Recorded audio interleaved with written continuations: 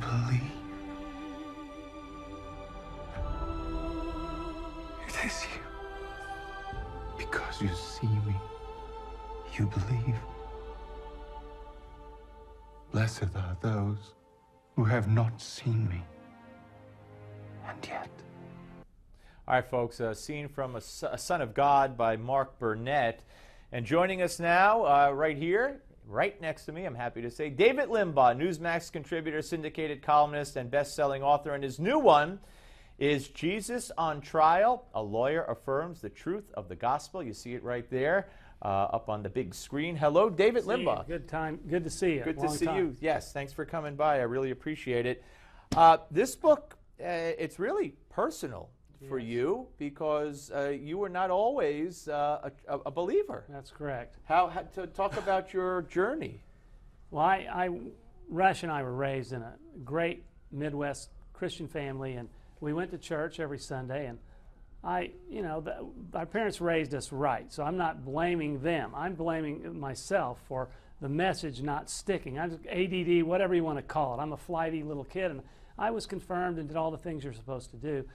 And I always believed in God. You look at the glories of the creation, and I find it impossible to believe that we weren't created by God.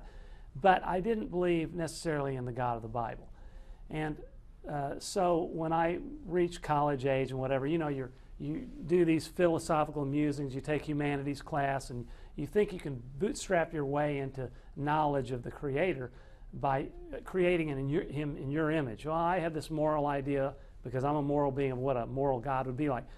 Then it dawned on me after I began studying Christian apologetics and theology that God has revealed himself in the Bible to us. So all this time I spent trying to find out who God was because he was a mystery, it'd been in front of my face the whole time. And I studied apologetics, meaning the defense of the faith, and came to believe that the historical facts stated in the Bible are true, in fact, and they've been carried down to us as they were originally written.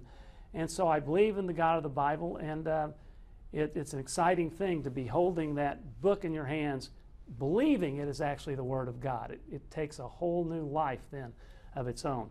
And so I decided to tell the story of my faith journey from a perspective of doubt. Even though I'm not a credentialed theologian or minister, I thought I might be able to reach people that other people couldn't reach. And the reason real briefly why I got into this, two skeptical friends were kind of challenging my faith. I didn't do a good job of defending it one night at dinner. Didn't do a terrible job, I just didn't get anywhere because it wasn't on the top of my mind. So that made me think I ought to get this better down. It's one thing for me to believe it, it's another to be prepared to give the reasons for my faith. Were they attacking you from another faith perspective or in general? One guy was an atheist, the other guy was a deist, which is a fascinating thing because I flirted with that in college. Pseudo-intellectualism is what it is.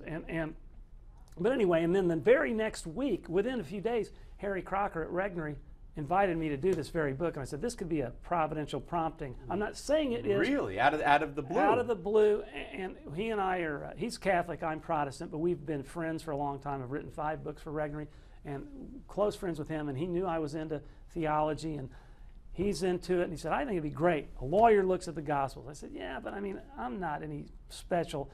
And I don't know, but then I balked initially, and I said, no, I might be able to reach some people. Something must be going on here.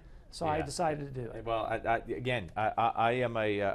can't say that I'm a religious person. I have strong beliefs in my Jewish faith. Yes. I'm a proud Jew, and I'm not here to argue theology with you or debate theology with you. But I think there was something there, obviously, and I think that was a signal, and maybe in a sense a calling, not a religious calling, but a calling to, from a lawyer's point of view, be able to reach, as you stated, reach people that ordinarily would not be reached except by someone like you or by you yourself. Yeah, because you and I are largely in a secular platform, and the Christian radio shows and TV shows, there's overlap, certainly. A lot of them are political conservatives, and they're my allies and they're your allies, and I'm a big, ardent supporter of Israel, as I'm sure I know you are.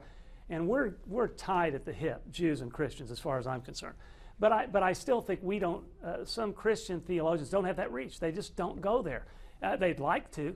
And so maybe I'm some kind of an instrument. I look at that humbly. I don't say, God, I don't know. But I want to do what I can to help get the word out from a perspective of a doubter, a skeptic, because maybe I can reach some people that the guy who always believed can't reach. And anybody who's ever read you or heard you or has spoken to you and knows you, you make a fascinating case in here. I mean, you present it so well, and I'm sure that the next time you run into these two guys, which I'm sure you have already, you've blown them away. And anybody who reads this book, Jesus on Trial, is going to be able to do the same thing. They're the first guys I gave the book I'm to. sure you did. By the way, I protected their names. And I told one of them, Steve, first name, that he said, I said, I don't want to offend you. And he says, because I may not have recreated our story exactly, because I don't remember conversation. He said, no, my wife's reading it. She's a believer. She wants him to be a believer. Right. She's really liking it. She won't give it to me. I said, okay.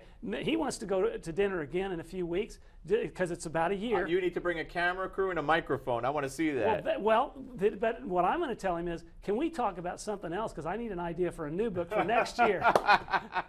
we got a little over a minute. Okay. The war on Christianity. Yes. I mean, worldwide, the slaughter, the Muslim attacks, the churches burning. Oh my God. It's not ISIS. It's been going on for years. Right. And I take great pride in bringing that to my shows wherever I've been. But is it in this country? Are things getting better or worse? Oh, I think it's getting worse worldwide. And by the way, and it's scary, and we've got to stand together and fight this evil, because it is All pure decent evil. people have to. That's absolutely right. One of the proofs that I think that the Bible is the Word of God, by the way, is that the God of the Bible writes in this book, not this book, in the Bible, about Israel and how He's carved it out as a special place and special people.